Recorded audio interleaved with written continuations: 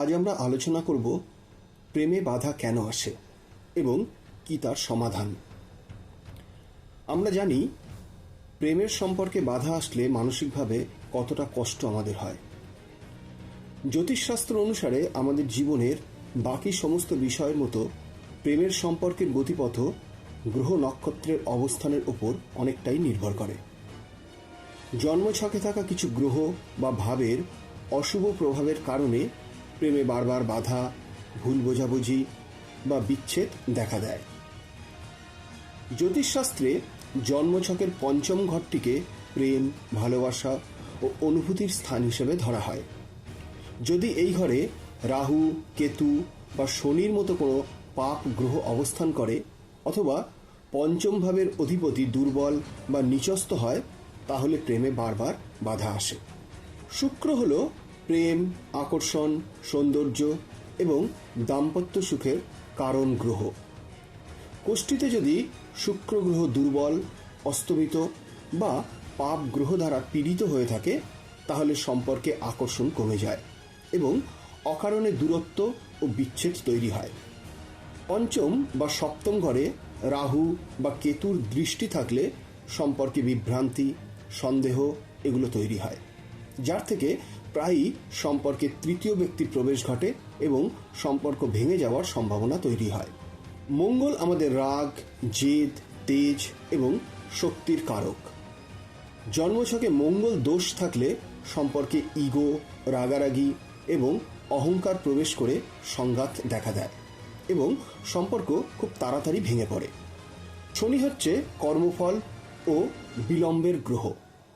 শনি যদি প্রেম বা বিবাহের ঘরের সাথে যুক্ত থাকে, তাহলে সম্পর্কে অকারণে হতাশা, অলসতা এসব দেখা দেয়। সম্পর্ককে পদে পদে কঠিন পরীক্ষার সম্মুখীন হতে হয়। জ্যোতিষী সমাধান বা প্রতিকার হিসেবে প্রথমেই আপনাদেরকে শুক্র গ্রহকে শক্তিশালী করতে হবে। এর জন্য প্রতিদিন পরিষ্কার পরিচ্ছন্ন থাকুন, সুগন্ধি ব্যবহার করুন, সাদা, গোলাপি বা হালকা রঙের পোশাক বেশি পরার চেষ্টা করবেন। মহিলাদের সর্বদা সম্মান করুন এবং প্রতি শুক্রবার দেবী লক্ষ্মীর আরাধনা করুন। শুক্রের বীজ মন্ত্র ওং দ্রিং দ্রৌং সহ শুক্রায় নমঃ, এটি প্রতিদিন জপ করলেও খুব উপকার পাবেন। এছাড়া ভগবান শিবের উপাসনা করতে পারেন।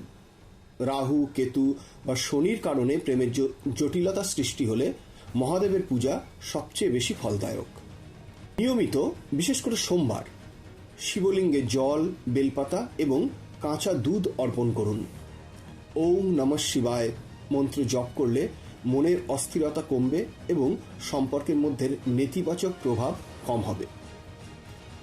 রাগ এবং জেদের কারণে সম্পর্ক নষ্ট হয়ে যায় অনেক সময়। সেই ক্ষেত্রে নিয়মিত বজরংবলী বা হনুমানজির পূজা করুন এবং হনুমান চালিসা পাঠ করুন। মঙ্গলের অশুভ প্রভাব থেকে সহজেই বেরিয়ে আসতে পারবেন। এছাড়া রাধাকৃষ্ণের আরাধনা করলেও উপকার পাবেন। রাধাকৃষ্ণ প্রেম ও ভক্তির শ্রেষ্ঠ প্রতীক। নিয়মিত রাধাকৃষ্ণের পূজা এবং ওং ক্লিং কৃষ্ণায় গোবিন্দায় বল্লভায় স্বাহা এই মন্ত্র জপ করলে প্রেমের ভেতরে যে কোনো বাধা কেটে গিয়ে সহজেই সুখ ও শান্তি ফিরে আসবে। জন্মছক অনুযায়ী আপনার পঞ্চম ঘরের অধিপতি গ্রহ কোনটি তা জেনে তাকে শক্তিশালী করতে নির্দিষ্ট মন্ত্র বা উপযুক্ত রত্ন ধারণ করলেও আপনি উপকার পাবেন। তবে রত্ন ধারণের ক্ষেত্রে অবশ্যই কোনো ভালো জ্যোতিষের পরামর্শ নেওয়া আবশ্যক।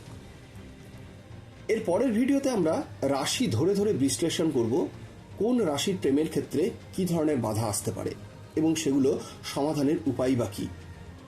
আজ তাহলে এখানেই শেষ করছি। ভালো থাকবেন।